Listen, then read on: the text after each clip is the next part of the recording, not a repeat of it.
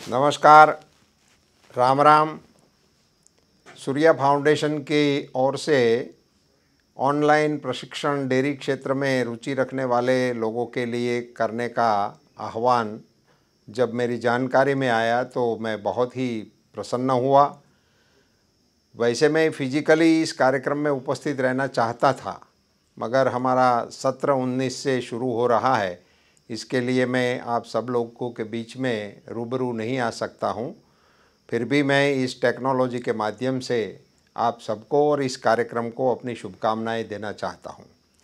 Surya foundation के स्थापक जयप्रकाश जी हमारे बहुत ही वरिष्ठ मार्गदर्शक हैं और कई सालों से मुझे बहुत ही महत्वपूर्ण बातों से अवगत कराते रहते हैं और हमारा मार्गदर्शन करते रहते हैं। आज के इस कार्यक्रम में सम्मिलित हो रहे हैं हमारे अजीत महापात्रा जी, जो संघ के प्रमुख कार्यकर्ताओं में से एक हैं और जो गौ सेवा का कार्य हो है उसको देख रहे हैं, आदरणीय जयप्रकाश जी एवं श्रीमान चौहान जी, और इस कार्यक्रम में हमारे साथ जुड़े सभी प्रतिभागी लोग, और आप सबको मेरा बहुत बहुत शुभकामनाएं। डेयरी प्रशिक्षण का कंसेप्ट जिसके मन में आया हो, शायद उसी के लिए तो जयप्रकाश जी ही होंगे जिम्मेवार, मगर फिर भी मैं किसी और ने इस कार्य को सुझाव दिया हो तो उसको भी दिल से, तहे दिल से मैं धन्यवाद करना चाहता हूँ। आज के परिप्रेक्ष्य में जब इस कोरोना के संकट काल से पूरा विश्व गुजर रहा है, हमने भी उनकी 2 लहरों का अनुभव किया और आप सब जानते हैं कि इस संकट काल में जब सारे काम, बिजनेस, धंधे बंद हो गए थे, उसी समय अगर एक बिजनेस नियमित रूप से चला और जिन्होंने लोगों की इम्यूनिटी को भी आपूर्ति किया, वो है डेयरी सेक्टर। और ऐसा ये व्यवसाय है कि वो जो कभी रुकने वाला नहीं है, कभी थमने वाला नहीं है। और ये तो हमारा देश है जो श्री कृष्ण का देश है, जिसने संदेश दिया है कि गाय का पालन करो, मैं आपका पालन करता रहूँगा।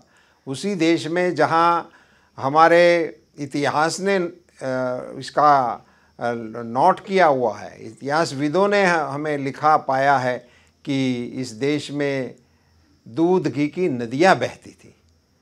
ये क्या समय है और क्या समय पे हम आ गए। हम फिर से हमारे प्रधानमंत्री जी नरेंद्र मोदी जी की नए भारत की जो सोच है, उसमें पुनश्च गौ सेवा को, गौ पालन को और गो विद्या को इस देश में पुनः प्रतिष्ठा देने के कार्य में भारत सरकार लगी है हमारे प्रधानमंत्री जी के दिशा निर्देश पे।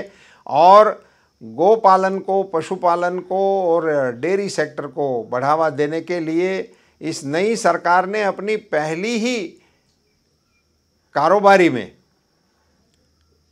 पूरे देश में एम्बुलेंस के माध्यम से उनकी सुरक्षा करने का, प्रबंध करने का निर्णय ले लिया है। अब जहां हम पुरुषों के लिए एम्बुलेंस उपलब्ध थी, वो अब पूरे देश के पशुओं के लिए भी उपलब्ध कराने का निर्णय आदरणीय प्रधानमंत्री जी ने ले लिया है। ये इस सेक्टर में आ रहे बड़े बदलाव की ओर और भारत सरकार की दिशा की ओर संकेतिक करता है। हमने पशुओं की नस्ल को सुधारने के लिए, क्योंकि हम दुनिया में सबसे बड़े दूध उत्पादक देश के रूप में जाने जाते हैं, मगर हमारा प्रति पशु उत्पादन जो है वो बहुत कम है। अब उसी क्षेत्र में पशुधन की वो नस्ल सुधार के कार्यक्रमों को व्यापक तौर पर, और वो भी प्राइवेट पार्टनरशिप के साथ उसको आगे बढ़ाने का निर्णय ले लिया गया है। और इस देश में पशु संवर्धन के लिए बहुत बड़े पैमाने पे भारत सरकार काम में लगने वाली है। साथ साथ जैसे अभी ये कोरोना के संकट काल में दुनिया में ये बात चल रही है कि ये वैक्सीनेशन कब होगा, कैसे होगा। पहले तो उसके विरोध में भी बहुत बातें चलाई गई, मगर अब सब लोग कह रहे हैं कि अभी हमें लगवाना है, जल्दी से भेजो। ठीक बात है, सब वैक्सीनेटेड हो जाए और जिनका भी टर्न आए वैक्सीनेशन लेने का, तब ज़रूर आप सब वैक्सीनेशन ले लें। मगर इसके ज़रिए जब ये वैक्सीनेशन का मुद्दा इतना दुनिया भर में चल रहा है, मैं भारत के पशुपालन विभाग के मंत्री के तौर पे बताते हुए गर्व हो रहा है कि हमारे प्रधानमंत्री जी ने देश के सारे पशुओं के लिए भी वैक्सीनेशन का कार्यक्रम लिया हुआ है, और वो भी 100% भारत सरकार की सहायता से करवाना है। तो इतने बड़े पैमाने पे जब भारत सरकार में इस विषय को लेकर कार्यक्रम चल रहे हैं, तभी ऐसे मौके पर ये अपने जयप्रकाश जी के द्वारा, सूर्या फाउंडेशन के द्वारा इसी ही क्षेत्र में काम में रुचि रखने वालों को प्रशिक्षित करना ये बहुत अनिवार्य है। पशुपालन हम सब लोग करते हैं, मगर ऐसे ही भाई वो तो हमारा पुश्तैनी धंधा है। मैं हमारे काठियावाड़ में कई लोगों को जानता हूँ जिसके पास 25-30 पशु होते हैं, उसको गुजराती में खाडू बोलते हैं।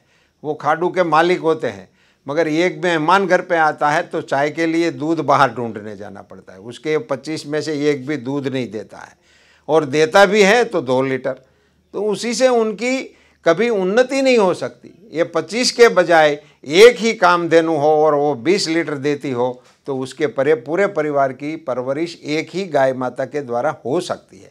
और उसी के बाद उसको कैसे रखना, उसको क्या खिलाना, उसको किस प्रकार से निरोगी रखना, उसके बाद दूध दोहने के बाद उस दूध के बारे में प्रोसेस क्या करना, उसकी प्रोसेसिंग के द्वारा भी आप कितना मुनाफा कमा सकते हो। और इस टेक्नोलॉजी के समय में इसमें जितनी भी टेक्नोलॉजी है उनका प्रशिक्षण देने का सूर्या फाउंडेशन ने जो संकल्प लिया है उसको मैं धन्यवाद करता हूं। मैं आशा रखता हूं कि इसमें आपकी अपेक्षा से भी ज़्यादा सफलता आपके इस कार्यक्रम को मिलने वाली है। इसमें जो भी प्रतिभागी इसमें भाग ले रहे हैं उन सबसे मेरी एक नम्र विनती है कि आप सब इसमें पूर्ण मनोरूप से भाग ले, उनकी सारी खूबियाँ खामियाँ को दिल से समझे और अपने परिवार में, अपने घर में, अपने क्षेत्र में उसका पालन करके उस क्षेत्र के मॉडल के रूप में आप विकसित हो, ऐसी आप सबको भी मैं शुभकामनाएं देता हूं। पुनश्च